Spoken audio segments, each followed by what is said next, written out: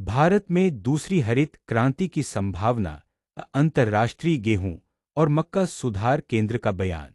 अंतर्राष्ट्रीय गेहूं और मक्का सुधार केंद्र समिति के प्रमुख ने कहा है कि भारत अगर कृषि अनुसंधान एवं विकास आर&डी में सही निवेश करे और वैश्विक साझेदारियों को मजबूत बनाए तो वह दूसरी हरित क्रांति सेकंड ग्रीन रेवोल्यूशन की दिशा में कदम बढ़ा सकता है।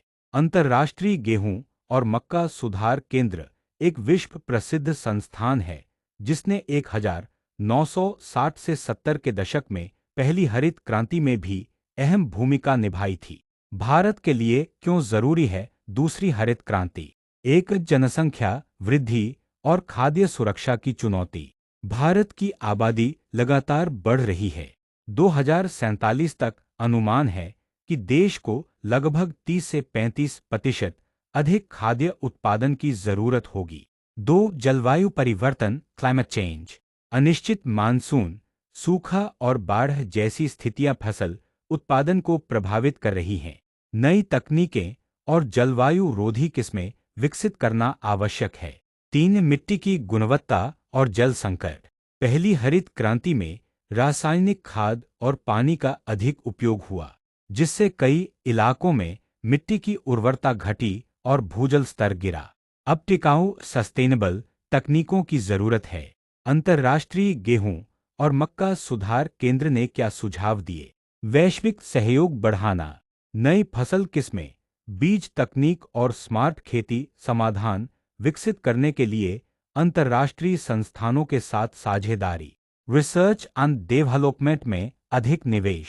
आधुनिक लैब, एआई, सेंसर, ड्रोन और बायोटेक्नोलॉजी के प्रयोग को बढ़ावा देना। किसानों तक तकनीक पहुंचाना। खेत स्तर पर ट्रांसफर ऑफ टेक्नोलॉजी को तेज करना ताकि रिसर्च के नतीजे जमीन पर दिखें। सरकार और निजी क्षेत्र की भागीदारी।